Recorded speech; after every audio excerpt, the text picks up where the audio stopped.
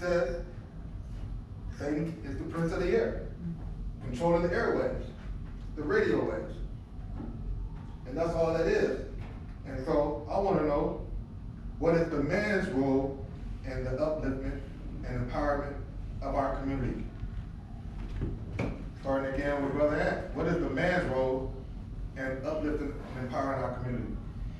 Honestly, the man role is being a loving brother, a loving father, a loving son.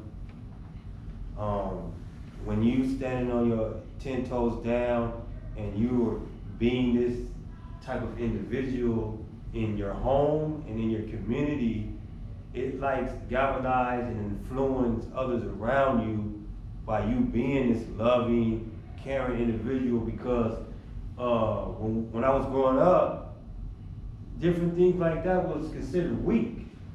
Being smart, loving another brother, caring about everybody, that was considered weak. You soft. But I really never really had the type of hate in my heart like that. I can't push hate. I always tell people that I'm the individual that I'm cool with you. I don't know how to hate. I don't know how to dislike.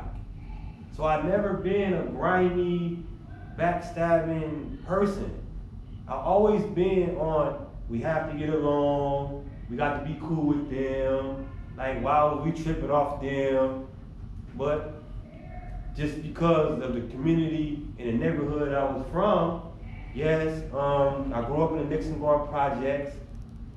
I am affiliated to the Nixon Guard Bounty Hunters, one of the largest gangs in the world, from the notorious Nixon Guard, the biggest project western Mississippi.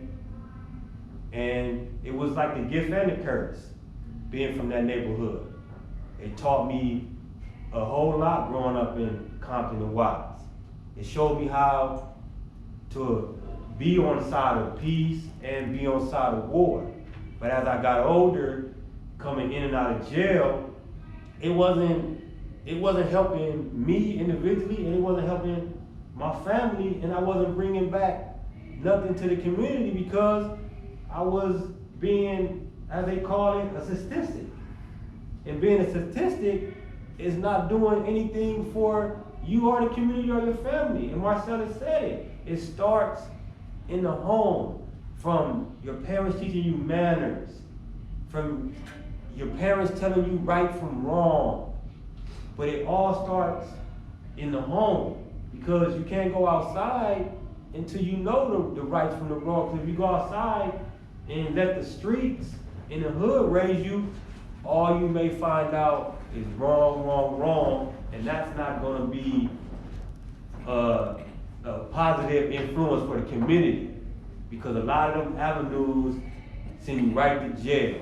And I've never been an individual to glorify jail or to believe that I had to go to jail to make me a gangster or any of these different things. I used to always have a little thing with me and my older brother, Killer. His name Kev. The neighborhood called him Killer. And he always used to tell me, you gotta go to jail to woo woo. I'm like, no, I don't.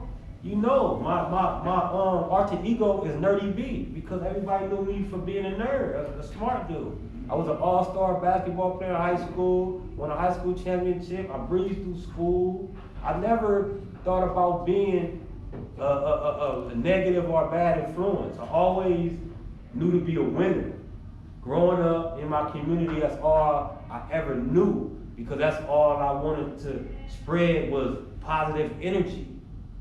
And if you negative and you bringing that type of vibe, I don't want it. I don't want it. Same thing I just told Jessica. I was like, all these different organizations, this is how he just said, we're here, and Corey and them didn't know. How he didn't know that we was coming to a city? How we don't know that we're all together